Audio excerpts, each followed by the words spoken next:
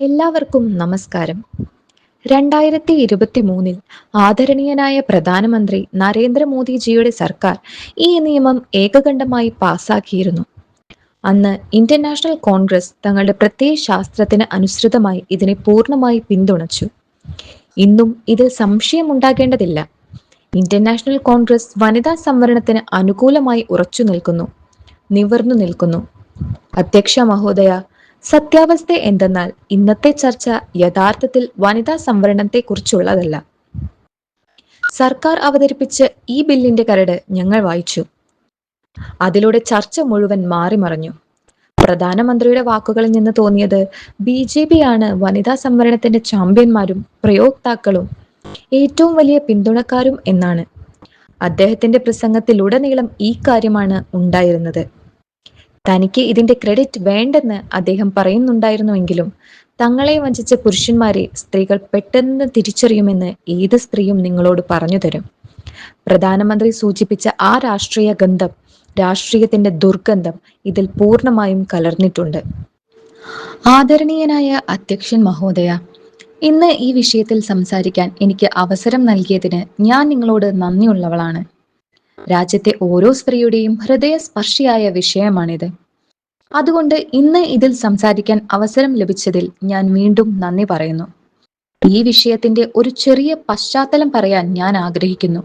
കാരണം പ്രധാനമന്ത്രി തന്റെ പ്രസംഗത്തിൽ ആരാണ് തടഞ്ഞത്, എങ്ങനെ തടഞ്ഞു, 30 വർഷമായി ഈ തീരുമാനം എങ്ങനെ തടയപ്പെട്ടു എന്നതിനെക്കുറിച്ച് ധാരാളം പരാമർശിച്ചു. ഇതിന്റെ പശ്ചാത്തലം ഇതാണ്. ഭരണപക്ഷത്തെ എന്റെ സുഹൃത്തുക്കൾക്ക് ഒരുപക്ഷെ ഈ കാര്യം ഇഷ്ടപ്പെടില്ല. എന്നാൽ ഇതിന്റെ ചരിത്രപരമായ പശ്ചാത്തലം, ഇതിന്റെ തുടക്കവും നെഹ്റു എന്നു പേരുള്ള ഒരാൾ തന്നെയാണ് കുറിച്ചത് എന്നതാണ്. പക്ഷെ പേടിക്കേണ്ട, നിങ്ങൾ ഭയപ്പെടുന്ന ആ നെഹ്റു അല്ല ഇത്. ഇത് അദ്ദേഹത്തിന്റെ പിതാവ് മോത്തിലാൽ നെഹ്റുജിയാണ്. 1928 അദ്ദേഹം ഒരു റിപ്പോർട്ട് തയ്യാറാക്കിയിരുന്നു. ആ റിപ്പോർട്ട് അദ്ദേഹം കോൺഗ്രസ് പാർട്ടി വർക്കിംഗ് കമ്മിറ്റിക്ക് സമർപ്പിച്ചു. അദ്ദേഹം ഒരു കമ്മിറ്റിയുടെ അധ്യക്ഷനായിരുന്നു. അതിൽ അദ്ദേഹം 19 മൗലികാവകാശങ്ങളുടെ പട്ടിക തയ്യാറാക്കി. 1931 സർദാർ പട്ടേൽജിയുടെ അധ്യക്ഷതയിൽ കറാച്ചിയിൽ കോൺഗ്രസ് സമ്മേളനം നടന്നു. ആ കറാച്ചി സമ്മേളനത്തിലാണ് ഈ പ്രമേയം പാസാക്കിയത്. അവിടെ നിന്നാണ് സ്ത്രീകൾക്ക് നമ്മുടെ രാജ്യത്തിന്റെ രാഷ്ട്രീയത്തിൽ തുല്യമായ അവകാശം ഉൾപ്പെടുത്തുന്നത് തുടങ്ങിയത്. അതേ സമയത്താണ് one vote, one citizen, one value എന്ന തത്വവും നമ്മുടെ രാഷ്ട്രീയത്തിൽ സ്ഥാപിതമായത്. ഈ തത്വം കാരണമാണ് സ്വാതന്ത്ര്യത്തിന്റെ ആദ്യ ദിവസം മുതൽ നമ്മുടെ രാജ്യത്തെ സ്ത്രീകൾക്ക് വോട്ടവകാശം ലഭിച്ചുവെന്നത് നിങ്ങളെ അത്ഭുതപ്പെടുത്തിയേക്കാം. അമേരിക്ക പോലെയുള്ള ഒരു രാജ്യത്ത് ഈ അവകാശത്തിനായി അവർക്ക് 150 വർഷം കാത്തിരിക്കേണ്ടി വന്നു, പോരാടേണ്ടി വന്നു. നമ്മുടെ രാഷ്ട്രീയ വ്യവസ്ഥയിൽ വനിതാ സംവരണം നടപ്പിലാക്കുന്നതും ലോകത്തിലെ തന്നെ സമാനതകളില്ലാത്ത ഒരു നീക്കമായിരുന്നു. പഞ്ചായത്തുകളിലും നഗരസഭകളിലും 33% സംവരണം എന്ന വ്യവസ്ഥയും ഇന്ത്യൻ നാഷണൽ കോൺഗ്രസ് സർക്കാർ അന്തരിച്ച രാജീവ് ഗാന്ധിജിയുടെ നേതൃത്വത്തിൽ സഭയുടെ മേശപ്പുറത്ത് ആദ്യമായി അവതരിപ്പിച്ചു. എന്നാൽ അന്ന് ആ വ്യവസ്ഥ പാസാക്കാൻ കഴിഞ്ഞില്ല. ഇന്ന് ആദരണീയനായ പ്രധാനമന്ത്രിയും ഇക്കാര്യം പരാമർശിച്ചു. പക്ഷേ പതിവ് പോലെ അദ്ദേഹം പകുതി മാത്രമേ പറഞ്ഞുള്ളൂ. എതിർത്തവർ ആരൊക്കെയാണെന്ന് അദ്ദേഹം പറഞ്ഞില്ല. എതിർപ്പുണ്ടായെന്ന് അദ്ദേഹം പറഞ്ഞു. എന്നാൽ ആരാണ് എതിർത്തതെന്ന് അദ്ദേഹം പറഞ്ഞില്ല. നിങ്ങൾ തന്നെയാണ് അത് എതിർത്തത്. കുറച്ചു വർഷങ്ങൾക്ക് മുൻപ് അന്തരിച്ച ശ്രീ PV നരസിംഹറാവുജിയുടെ നേതൃത്വത്തിൽ കോൺഗ്രസ് സർക്കാർ ഈ നിയമം സഭയിൽ പാസാക്കി നടപ്പിലാക്കി. ഇന്ന് തന്റെ പ്രസംഗത്തിൽ പ്രധാനമന്ത്രി പഞ്ചായത്തുകളിലെ സമരരംഗത്തുള്ള സ്ത്രീകളെ കുറിച്ച് പരാമർശിച്ചപ്പോൾ മനസ്സിലാക്കുക, ആ നടപടി കാരണമാണ് ഇന്ന് 40 ലക്ഷം പഞ്ചായത്ത് പ്രതിനിധികളിൽ 15 ലക്ഷം സ്ത്രീകൾ നമ്മുടെ ജനാധിപത്യത്തിൽ പങ്കാളികളാകുന്നത്. 2010 അന്തരിച്ച പ്രധാനമന്ത്രി ഡോക്ടർ മൻമോഹൻ സിംഗ് ജിയുടെയും UPA അധ്യക്ഷ ശ്രീമതി സോണിയ ഗാന്ധിജിയുടെയും നേതൃത്വത്തിൽ കോൺഗ്രസ് പാർട്ടി ലോകസഭയിലും നിയമസഭയിലും സ്ത്രീകൾക്ക് സംവരണം നൽകാൻ വീണ്ടും ശ്രമിച്ചു. രാജ്യസഭയിൽ ഇത് പാസാക്കിയെങ്കിലും ലോകസഭയിൽ പൊതുസമ്മതം രൂപപ്പെട്ടില്ല. 2018 ആദരണീയനായ ശ്രീ രാഹുൽ ഗാന്ധിജി മോദിജിക്ക് ഒരു കത്തെഴുതി. ആ കത്തിൽ അദ്ദേഹം പറഞ്ഞു, വനിതാ സംവരണം 2019 നടപ്പിലാക്കണമെന്ന്. ഇവിടെ വന്ന് പ്രധാനമന്ത്രി രാഹുൽജിയെ പരിഹസിക്കാറുണ്ടെങ്കിലും വീട്ടിൽ പോയി അദ്ദേഹത്തിന്റെ വാക്കുകളെക്കുറിച്ച് ഗൗരവമായി ചിന്തിക്കുന്നുണ്ടെന്ന് എനിക്ക് തോന്നുന്നു. കാരണം നമ്മൾ ഇന്ന് അതേ കാര്യത്തെക്കുറിച്ചാണ് ചർച്ച ചെയ്യുന്നത്.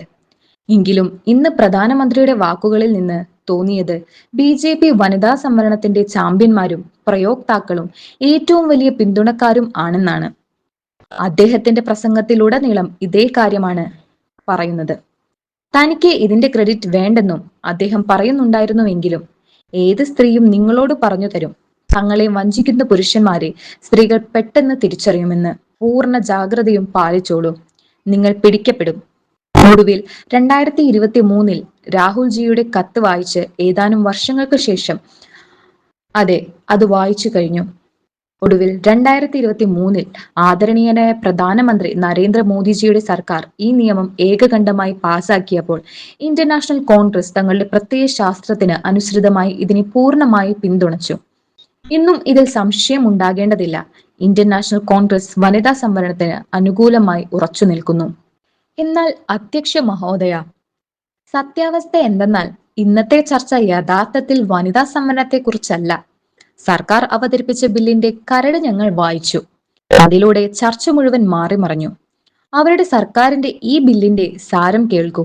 ഒന്നാമതായി ഇതിൽ എഴുതിയിരിക്കുന്നത് പാർലമെന്റിലെ വനിതാ സംവരണം 2029 നടപ്പിലാക്കണം എന്നതാണ്. പിന്നീട് പറഞ്ഞിരിക്കുന്നത് ഇത് നടപ്പിലാക്കാൻ ലോക്സഭാ അംഗങ്ങളുടെ എണ്ണം 50% വർദ്ധിപ്പിക്കണമെന്നാണ്. അതായത് സീറ്റുകളുടെ എണ്ണം 543 നിന്ന് 850 ഉയർത്തും. ഈ സീറ്റുകൾ വർദ്ധിപ്പിക്കുന്നതിനായി ഒരു ഡിലിമിറ്റേഷൻ കമ്മീഷൻ രൂപീകരിക്കും. അത് 2011 സെൻസസിനെ അടിസ്ഥാനമാക്കി ഈ ജോലി നിർവഹിക്കും. പുറമേ നോക്കിയാൽ ഇതിൽ ആക്ഷേപകരമായി ഒന്നുമില്ലെന്ന് തോന്നും. എന്നാൽ ഇതിനെ ആഴത്തിൽ പരിശോധിച്ചാൽ അതിന്റെ യഥാർത്ഥ ലക്ഷ്യം വെളിപ്പെടും. പ്രധാനമന്ത്രി സൂചിപ്പിച്ച ആ രാഷ്ട്രീയ ഗന്ധം ഇതിൽ പൂർണ്ണമായും കലർന്നിട്ടുണ്ട്. യഥാർത്ഥത്തിൽ ഇതേ സർക്കാർ 2023 ഏകകണ്ഠമായി പാസാക്കിയ വനിതാ സംവരണ ബില്ലിൽ 2 കാര്യങ്ങൾ ഉണ്ടായിരുന്നു. അത് ഈ ബില്ലിലില്ല. ഇത് നടപ്പിലാക്കുന്നതിന് മുമ്പ് പുതിയ സെൻസസും മണ്ഡല പുനർനിർണയവും നടത്തുമെന്ന് അതിൽ എഴുതിയിരുന്നു. ഇപ്പോൾ പെട്ടെന്ന് എന്ത് സംഭവിച്ചു? മനസ്സ് മാറിയോ? പഴയ കണക്കുകളുടെ അടിസ്ഥാനത്തിൽ അതേ സർക്കാർ എന്തിനാണ് മുന്നോട്ടു പോകാൻ ആഗ്രഹിക്കുന്നത്? ഇത്രയും തിടുക്കം എന്തിനാണ്? അധ്യക്ഷ മഹോദയ, പ്രാതിനിധ്യത്തിന്റെ ചോദ്യം ജനസംഖ്യയുടെ ചോദ്യവുമായി ബന്ധപ്പെട്ടിരിക്കുന്നു എന്നതാണ് നമ്മുടെ രാജ്യത്തെ യാഥാർത്ഥ്യം. ജാതി സെൻസസ് നടക്കാതെ എല്ലാ വിഭാഗങ്ങൾക്കും അർഹമായ പ്രാതിനിധ്യം ലഭിക്കില്ല. ഇത് അനിവാര്യമാണ്. ഈ സർക്കാർ 2011 സെൻസസുമായി മുന്നോട്ടു പോകാൻ ആഗ്രഹിക്കുന്നത് ഈ സെൻസസിൽ OBC വിഭാഗത്തിന്റെ എണ്ണമില്ലാത്തത് കൊണ്ടാണ്. ഇന്ന് പ്രധാനമന്ത്രി വളരെ നിസ്സാരമായി പറഞ്ഞു, ഈ വിഭാഗത്തെക്കുറിച്ചും ആ വിഭാഗത്തെക്കുറിച്ചും നമുക്ക് പിന്നീട് നോക്കാമെന്ന്. ഏതാണ് ഈ വിഭാഗം? ഏതാണ് ആ വിഭാഗം? അദ്ദേഹം OBC വിഭാഗത്തെക്കുറിച്ചാണ് പറഞ്ഞത്, ഇതിനെക്കുറിച്ച് പിന്നീട് നോക്കാമെന്ന്. അധ്യക്ഷ മഹോദയ, ഇതിനെ അത്ര നിസ്സാരമായി കണക്കാക്കരുത്. അതൊരു വലിയ സംഖ്യയാണ്. ഒരു വലിയ വിഭാഗത്തിന്റെ അധ്വാനമാണ്. ഒരു വലിയ വിഭാഗത്തിന്റെ പോരാട്ടമാണ്. ഇതൊരു സാങ്കേതിക പ്രശ്നമാണെന്ന് പറഞ്ഞ് അദ്ദേഹം കൈ കഴുകി. ഞങ്ങൾ അവരുടെ ആവശ്യങ്ങൾ ഉന്നയിക്കുന്നു. ഞങ്ങൾ പറയുന്നു അവർക്കും അവരുടെ അവകാശം ലഭിക്കണമെന്ന്.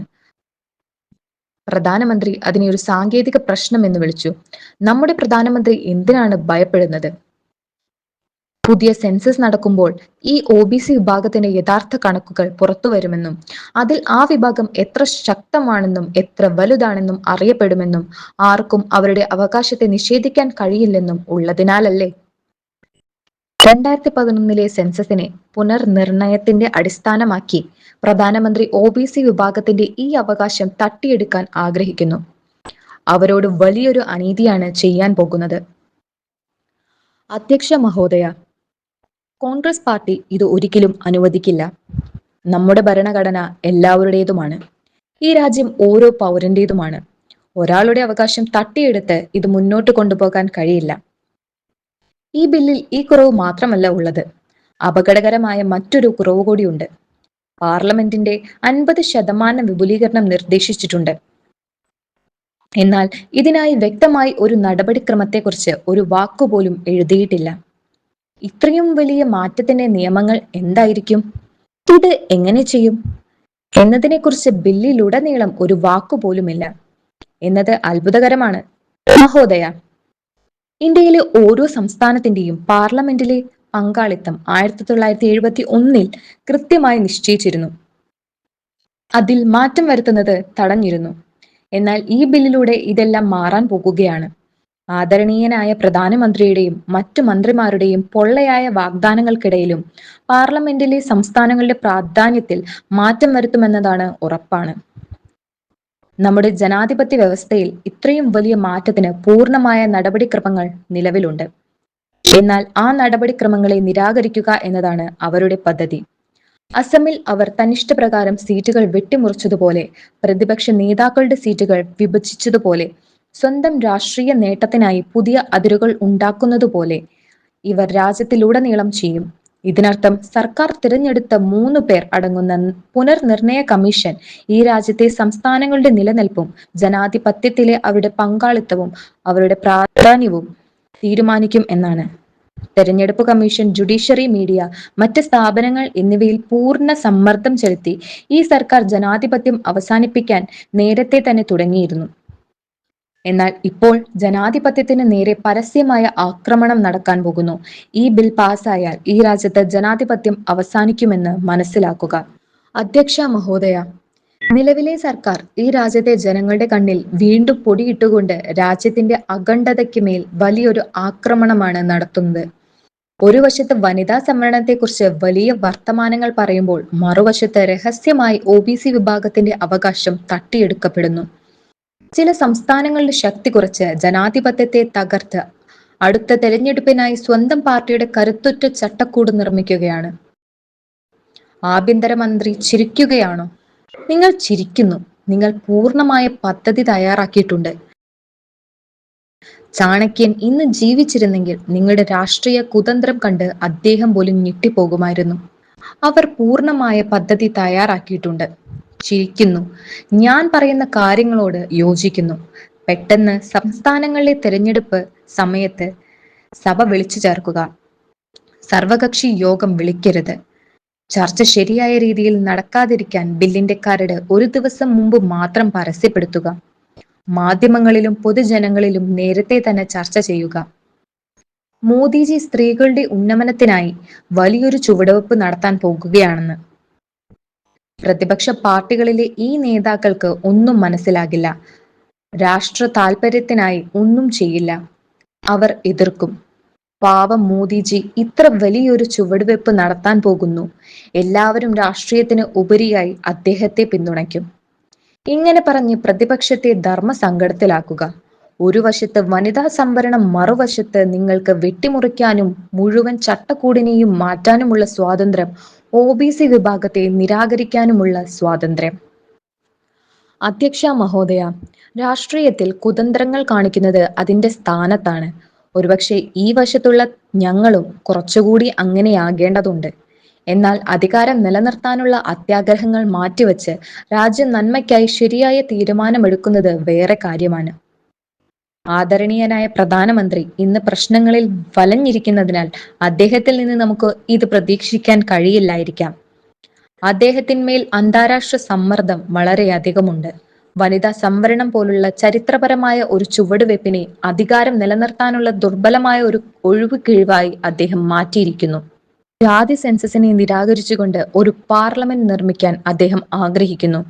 അവിടെ അഭിപ്രായ പ്രകടനത്തിനും ചർച്ചയ്ക്കും കുറവുണ്ടാകുമെന്ന് മാത്രമല്ല, പിന്നോക്ക വിഭാഗങ്ങളുടെയും സംസ്ഥാനങ്ങളുടെയും സമത്വത്തിനും കുറവുണ്ടാകും. നമ്മുടെ മാതൃഭൂമിയുടെ അഖണ്ഡതയുടെ അടിസ്ഥാനം 1 സിറ്റിസൺ 1 വോട്ട് 1 വാല്യൂ എന്നതാണ്. ഭരണഘടനാപരമായ നടപടിക്രമങ്ങളില്ലാതെ വിവിധ സംസ്ഥാനങ്ങളുടെ പദവി നിശ്ചയിക്കുന്നത് ഈ അഖണ്ഡതയ്ക്ക് മേലുള്ള കടന്നാക്രമണമാണ്.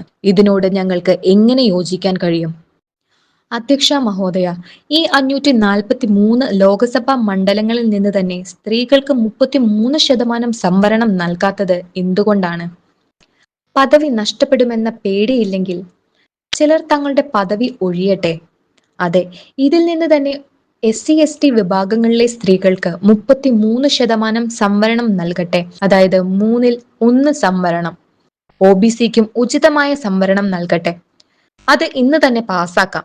നല്ല കാര്യം നടക്കുകയും ചെയ്യും. അനാവശ്യമായ നടപടിക്രമങ്ങളില്ലാതെ പുനർനിർണയം മൂലം രാജ്യത്തിന് ദോഷമുണ്ടാവുകയുമില്ല. സഭയുടെ ഏകകണ്ഠമായ സമ്മതത്തോടെ രാജ്യത്തിന്റെ ചരിത്രത്തിൽ ഒരു സുപ്രധാന ചുവടുവെപ്പ് നടത്തുന്നതിൽ ആദരണീയനായ പ്രധാനമന്ത്രിയുടെ പേരും ജനാധിപത്യത്തിന്റെ അഭിമാനത്താളുകളിൽ എഴുതപ്പെടും. അധ്യക്ഷ മഹോദയ, ഇന്ന് എന്റെ ധാരാളം സഹോദരിമാർ ഇവിടെ ഇരിക്കുന്നുണ്ട്. അവർ സഭയിലെ ചർച്ചകൾ കാണുന്നുണ്ട്. വലിയ നഗരങ്ങളിലായാലും ചെറിയ പട്ടണങ്ങളിലായാലും ഗ്രാമങ്ങളിലായാലും ഗാലറി വീണ്ടും വീണ്ടും കാണിക്കുന്നുണ്ട്. വിദ്യാസമ്പന്നരായാലും അവസരങ്ങളുടെ അഭാവം നേരിട്ടവരായാലും സ്ത്രീകൾ തങ്ങളുടെ സമൂഹത്തിന്റെ ഭാരം തങ്ങളുടെ നിശ്ചയദാർഢ്യവും ശക്തമായ ഇച്ഛാശക്തിയും കൊണ്ട് ചുമലിലേറ്റുന്നു. നമ്മുടെ രാഷ്ട്രത്തെ മുന്നോട്ട് നയിക്കുന്ന അക്ഷീണമായ കർമ്മശക്തി നമ്മളാണ്. വേദനയും കഷ്ടപ്പാടുകളും സഹിക്കാനുള്ള നമ്മുടെ ശേഷി അളവറ്റതാണ്. എന്നാൽ അധ്യക്ഷ മഹോദയ, ഇന്ന് ഈ പാർലമെന്റിൽ നിന്നുകൊണ്ട് ഞാൻ പ്രത്യേകിച്ച് എന്റെ പുരുഷ സുഹൃത്തുക്കളെ ഓർമ്മിപ്പിക്കാൻ ആഗ്രഹിക്കുന്നു. ഈ രാജ്യത്തെ സ്ത്രീകൾ ജീവിതത്തിലെ എത്ര കഠിനമായ സാഹചര്യങ്ങളിലും തങ്ങളുടെ അവകാശത്തിനായി നിർഭയം പോരാടാൻ അറിയുന്നവരാണ്. ഇരുട്ട് നിറഞ്ഞ രാത്രിയിൽ ഉണർന്ന് ഒരു പുതിയ പ്രഭാതത്തിനായി അവകാശവാദം ഉന്നയിക്കാൻ അവർക്കറിയാം. ഈ രാജ്യത്തെ സ്ത്രീകൾ ഈ രാജ്യത്തിന്റെ ഭാവിയെ രൂപപ്പെടുത്തുന്ന ശക്തമായ കൂട്ടായ ശക്തിയാണ്. അതിനാൽ അധ്യക്ഷ മഹോദയ, നിങ്ങളുടെ മാധ്യമത്തിലൂടെ ആദരണീയനായ പ്രധാനമന്ത്രിയോട് എനിക്ക് പറയാനുള്ളത്, അദ്ദേഹം ഈ ചരിത്രപരമായ ചുവടുവെപ്പ് സത്യസന്ധമായാണ് നടത്തുന്നതെങ്കിൽ പാർലമെന്റ് മുഴുവൻ അദ്ദേഹത്തോടൊപ്പം ഏക മനസ്സോടെ നിന്ന് ഇത് പാസാക്കുമായിരുന്നു. എന്നാൽ രാജ്യത്തെ സ്ത്രീകളുടെ പേരിൽ ഈ രാജ്യത്തിന്റെ അടിസ്ഥാന ചട്ടക്കൂടിനെയും അതിന്റെ അഖണ്ഡതയോടും കളിക്കാൻ ശ്രമിക്കുന്നത് ഈ ബില്ലിന്റെ ലക്ഷ്യം തന്നെ മാറ്റിമറിച്ചു. നമ്മുടെ പാർലമെന്റിനെ ദുർബലപ്പെടുത്തി സ്വന്തം അധികാരം നിലനിർത്താനുള്ള ഒരു പൊള്ളയായ ശ്രമമായി ഇത് തെളിഞ്ഞു. ആദരണീയനായ പ്രധാനമന്ത്രി മഹോദയ, ഈ രാജ്യത്തെ സ്ത്രീകളെ നിങ്ങൾ ശരിക്കും ബഹുമാനിക്കുന്നുണ്ടായിരുന്നുവെങ്കിൽ അവരെ രാഷ്ട്രീയമായി ഉപയോഗിക്കില്ലായിരുന്നു. ഇത് നിങ്ങളുടെ വ്യക്തിത്വത്തിനും നിങ്ങളുടെ പദവിക്കും അന്തസ്സിനും നിങ്ങളുടെ ഉത്തരവാദിത്തത്തിനും വിരുദ്ധമാണ്. ഭാരതത്തിലെ ഓരോ സ്ത്രീയുടെയും അവകാശമാണിതെന്ന് നിങ്ങളാണ് പറഞ്ഞത്. അത് അവളുടെ അവകാശമാണ്, ആരുടെയും ഔദാര്യമല്ല. ഇന്നല്ലെങ്കിൽ നാളെ അവൾക്ക് ആ അവകാശം ലഭിക്കും. ആ അവകാശം അവൾ പൂർണ്ണ ഉത്തരവാദിത്തത്തോടെ രാജ്യത്തിന്റെ അഖണ്ഡതയ്ക്കും ഐക്യവും സംരക്ഷിക്കാൻ ഉപയോഗിക്കും. ഞങ്ങൾ നിങ്ങളുടെ ഈ 3 ബില്ലുകളെയും ശക്തമായി എതിർക്കുന്നു. എങ്കിലും ഇപ്പോഴും നിങ്ങൾക്ക് ഈ സഭയിൽ ഏകകണ്ഠമായി പാസാക്കാവുന്ന ഒരു തീരുമാനമെടുക്കാൻ കഴിയും. നമ്മുടെ രാജ്യത്തെ ഓരോ സ്ത്രീക്കും തങ്ങളുടെ യഥാർത്ഥ ശക്തി ആർജിക്കാൻ അവസരം ലഭിക്കും. പ്രധാനമന്ത്രിയോട് മനസ്സ് വെക്കാനും ധൈര്യം കാണിക്കാനും ശരിയായ തീരുമാനമെടുക്കാനും ഞാൻ നിങ്ങളുടെ മുഖേന അഭ്യർത്ഥിക്കുന്നു. ഞങ്ങൾ എല്ലാവരും അദ്ദേഹത്തോടൊപ്പം നിൽക്കും. നന്ദി.